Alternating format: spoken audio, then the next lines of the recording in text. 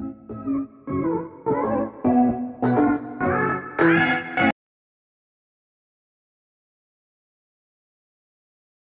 everybody, welcome back to my channel that is More English, and today I am going to discuss one of the very fine piece of the poems which is creating some thoughts in our mind. The poem is written on the positive note, one thing, and there are so many things to discuss in the poem. That is, have you earned your tomorrow?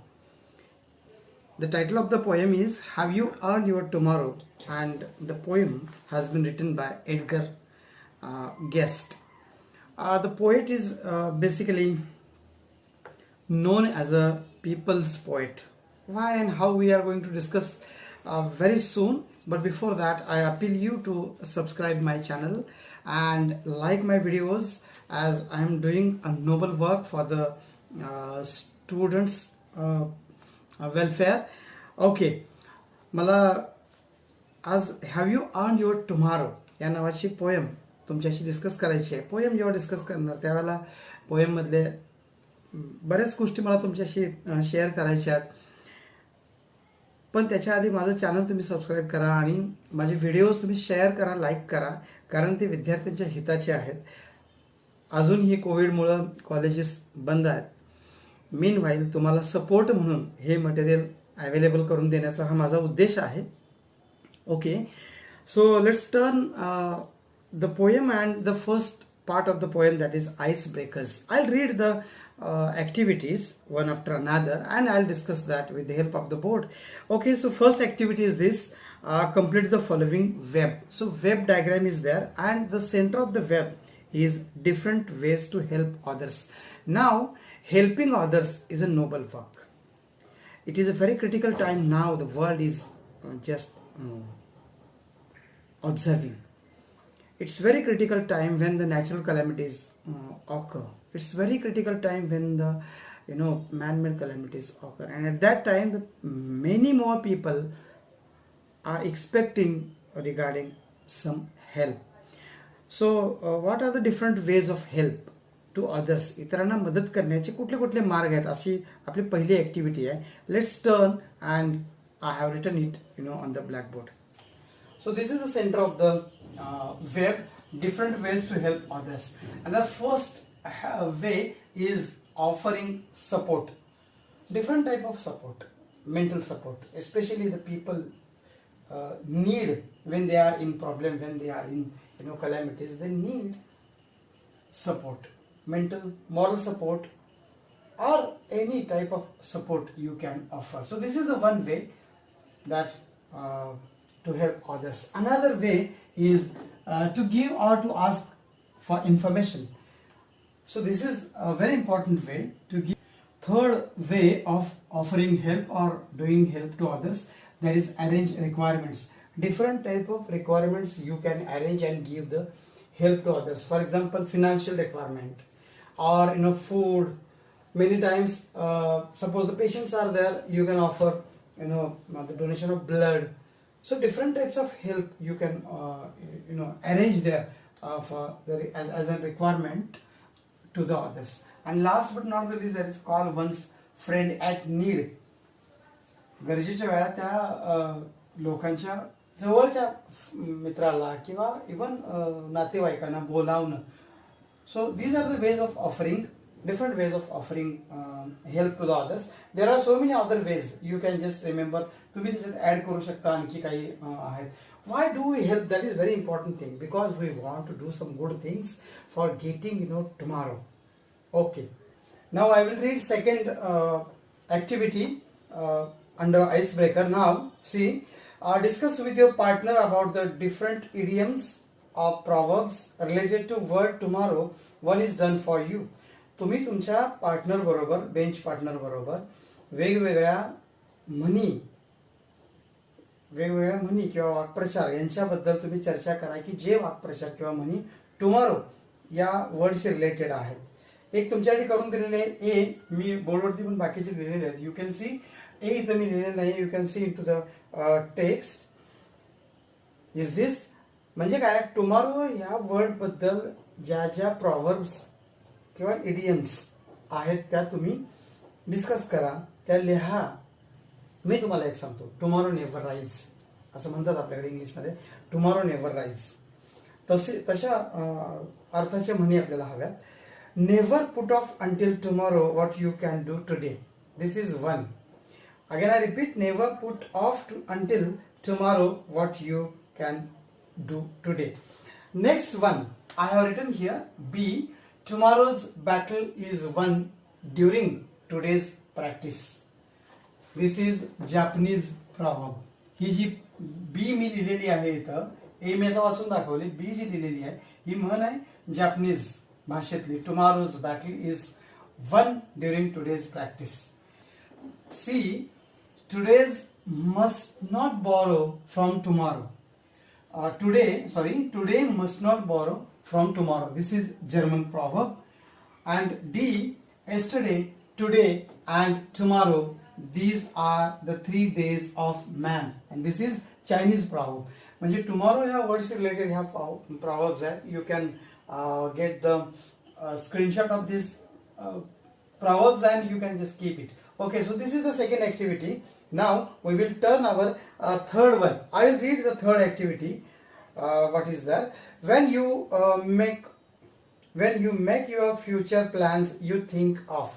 म्हणजे तुम्ही तुमचा future plan जेव्हा त्याचा विचार करता, भविष्यात आपण काय काय करायचं, तुम्ही कुठल्या कुठल्या गोष्टींचा विचार करता, अशा प्रकारच्या ह्या गोष्टी आपण लिस्ट करायला सांगितले. पहिली आपल्याला दिलेली आहे, that is career.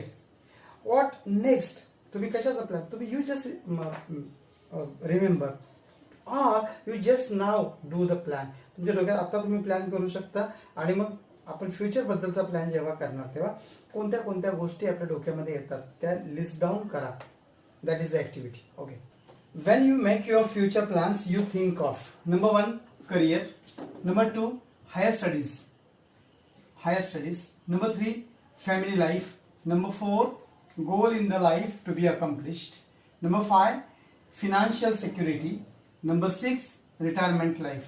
I repeat again, career, higher studies, family life, goal in the life to be accomplished, financial security, retirement life.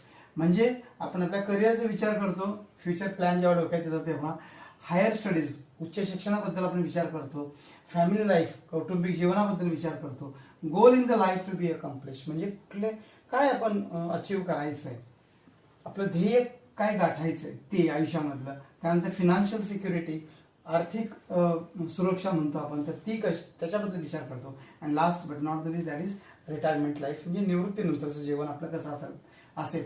So these are the certain things that we make think of when we are going to think something about our future. Okay, now we will see the last activity, that is plan your tomorrow by completing the table given below. One is done for you. Here is a tabular information we have to fill up. एक आपल्यासाठी करून दिलेली आहे. There are 3 columns. I'll read. Okay, first examination, second college function, and third one function at your house. हे सांगितलं आहे की plan your tomorrow by completing. उद्याचा प्लॅन तुम्ही एक्झामिनेशनला काय तुम्ही करणार, कॉलेज फंक्शनला काय करणार, फंक्शन ॲट युअर होम जर असेल तर त्याला तुम्ही काय करणार, तर त्याचं प्लॅनिंग आपण करू शकतो.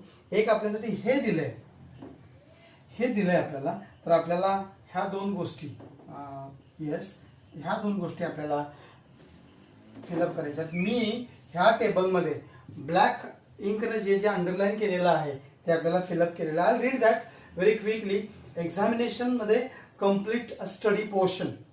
एक्झामिनेशन मध्ये प्लॅन काय आपला पाहिजे, स्टडी पोर्शन आपला कम्प्लीट केला पाहिजे. Second clarify doubts. थर्ड दिलेला आहे revision. Then examination. Now here college function असेल preparing the list of duties असं आपल्या बुकमध्ये दिलेलं आहे. त्याच्यानंतर आणि काय काय करावं लागेल आपल्याला, delegate jobs, then confirm date time with resource people. तर हे कन्फर्मेशन किंवा डेलिगेट जॉब्स कुठल्या कुठल्या वेगवेगळे आता फंक्शनला वेगवेगळे कामं नेमून द्यावे लागतात.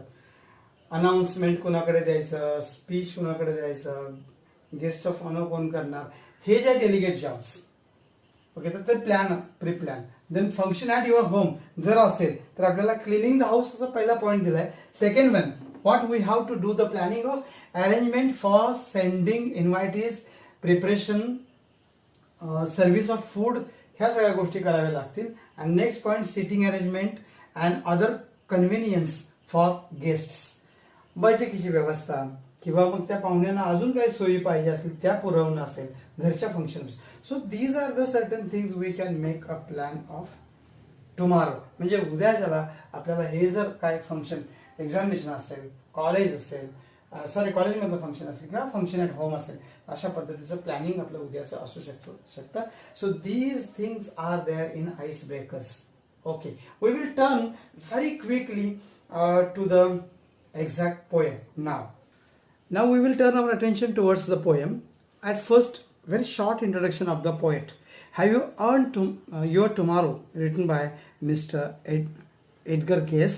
The poet's period is 1881 to 1959, and he was born in England, settled in US, and started his career as a copy boy. He began writing poems under the heading Chaff Daily for 30 years. Easily more than 11,000 poems, known as the People's Poet.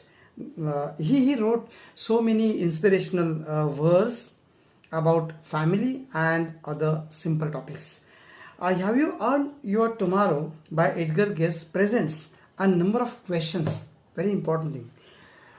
He hopes that everyone does what they can to bring hope and courage to those who feel hopeless.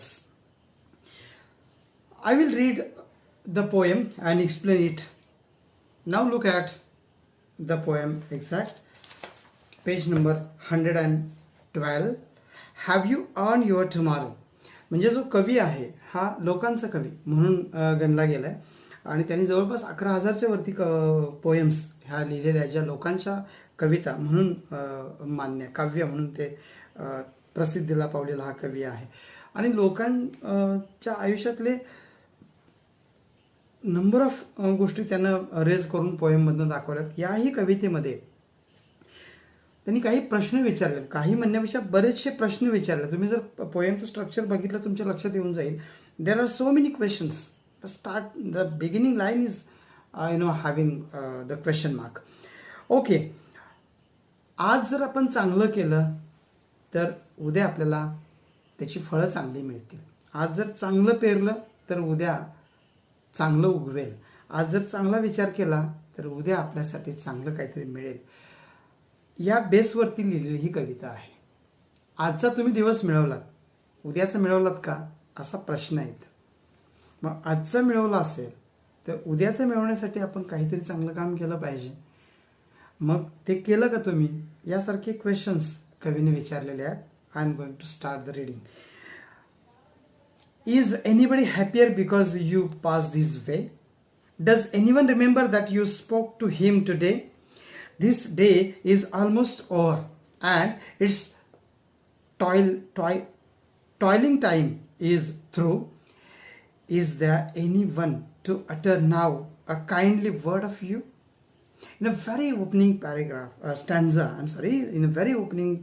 stanza, the poet is asking questions after questions. The very first question is very, close to everybody. असं विचारलंय की is anybody happier because you passed his वे? म्हणजे तुम्ही एखाद्या गर्दीमधनं फिरत असता, खूप लोकांमधनं आपण वावरत असतो. म्हणजे here the poet is addressing to the reader. That is very important. Keep in your mind. हे तुम्ही डोक्यात ठेवा की कवी वाचकांना उद्देशून ही कविता लिहितोय. तर तुमच्यामुळं कोण व्यक्ती आनंदी झाली का? आज तुमच्यामुळे कुठल्या व्यक्तीला आनंद झाला का? म्हणजे तुम्ही कुणाच्या आनंदाचे सोर्स किंवा स्रोत म्हणूया आपण, ते झालात का असा पहिला प्रश्न. Does anyone remember that you spoke to him today? आज तुम्ही अनेक लोकांशी बोललात, त्यातले काही लोक तुम्हाला त्यातल्या आठवणी ठेवेल काय? म्हणजे आपलं काम चांगलं असायला पाहिजे, म्हणजे आपलं बोलणं चांगलं असायला पाहिजे. इन शॉर्ट आपला सहवास चांगला असायला पाहिजे, तर लोक आपल्याला आठवणीत ठेवतील. तर असं तुम्ही काम केलंय का? This day is almost over. आजचा दिवस संपलाय. And it's toiling time is through. म्हणजे toiling time, the time spent in a hard physical work. कष्टाचा जो काळ असतो कष्ट करण्याचा, तर तो इथं सांगितलं. And it's toiling time is through. आता चाललाय तो, आजचा दिवस संपला. उद्या तुम्ही मिळवलात का? Is there anyone to utter now a kindly word of you. तुमच्याबद्दल कोणी काइंड वर्ड्स वापरतं का? चांगली अक्षरं तुमच्याबद्दल बोलली जातात का? म्हणजे असं तुमचं काम आहे का? In the very opening stanza the poet is just touching to the heart of the readers. Now come to the second one.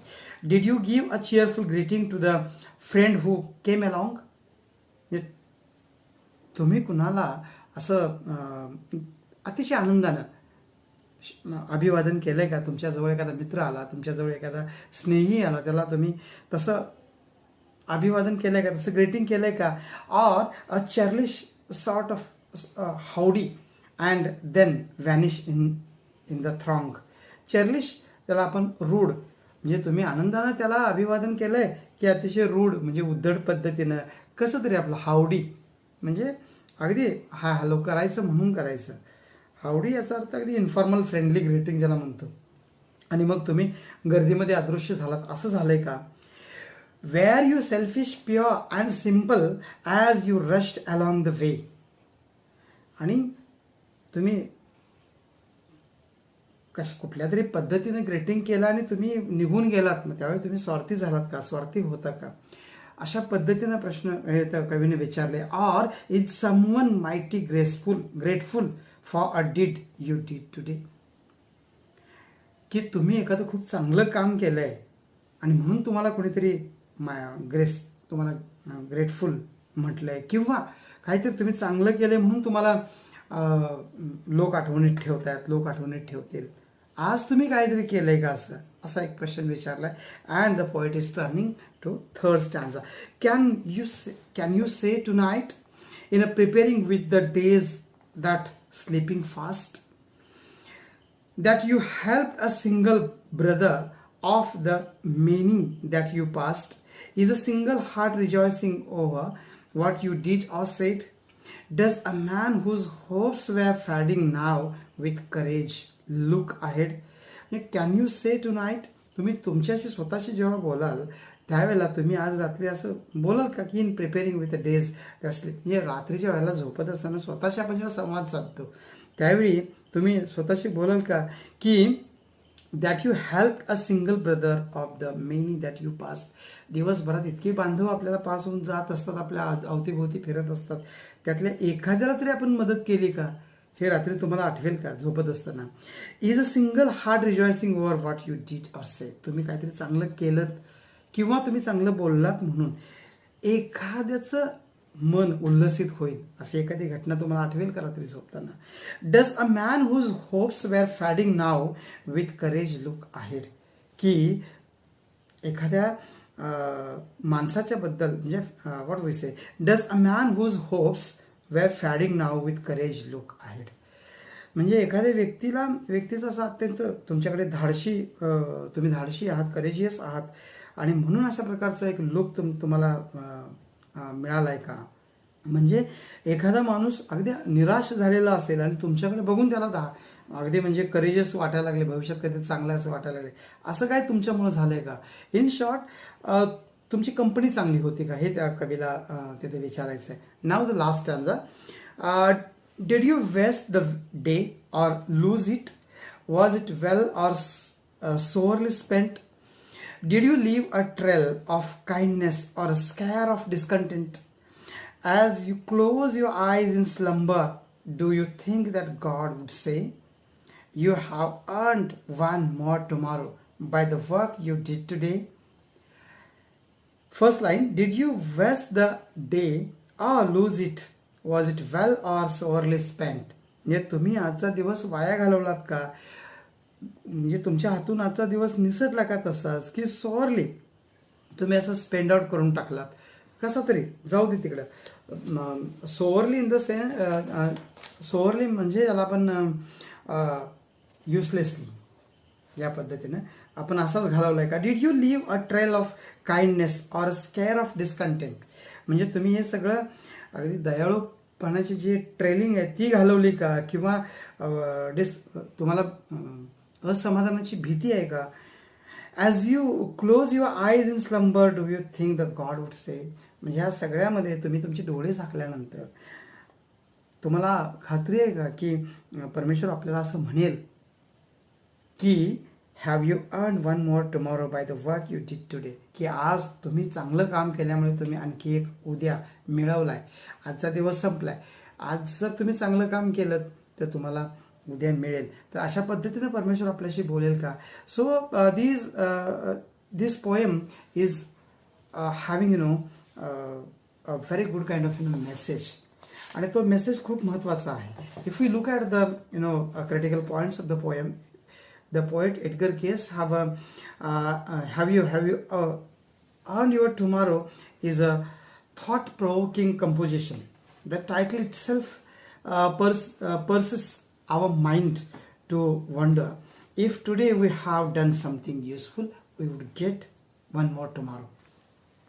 It urges the reader to be thoughtful in everyday life about the people around them. The poet puts forward questions. Each question forces us to ask ourselves if we are kind, unselfish, patient, and thoughtful. In our everyday rush to live our life only for our own benefit, we forget to consider the people nearby who may be lost, who may be less fortunate. There is a interrogation in 11 lines of the 16 lines poem. म्हणजे 16 ओळींमध्ये 11 लाईन्समध्ये interrogation म्हणजे questions विचारलेले आहेत. The language is very simple. There is a alliteration and rhyme. The poem has 4 stanzas of 4 lines each. The first stanza has 4 lines, each having 14 syllables. The second, third, and fourth stanzas also with 4 lines having 15 syllables each. The clear message of the poem is one's life is meaningful only if it is useful for humanity at large. The poet says one's conscience has to know that your existence is justified, or one cannot feel he has the right to ask for one more day of life. It is an uplifting poem. We can take the message and begin implementing it in our life immediately and every day. So the poem is very positive in note. काहीतरी guideline आपल्या कवितेमधून मिळत आहेत आणि ते implement आपण केलं पाहिजे की आज आपण चांगलं वागलो, आज आपण चांगलं काहीतरी केलं, आज आपल्या कंपनीमुळं, आपल्या सहवासामुळं दुसरी व्यक्ती जर आनंदी जात असेल तर उद्या नक्की आपल्याला उद्याचा दिवस आपल्याला मिळणार. आणि असं करतच आपण आपल्या वर्तणुकीमध्ये सुधारणा करू शकतो. That is something about the poem. Now if you like my videos or this video, you just share to the others. Once again, I request you to subscribe my channel, and I would like to reach to the bottom of the society as so far the rural areas students are concerned. Thank you very much.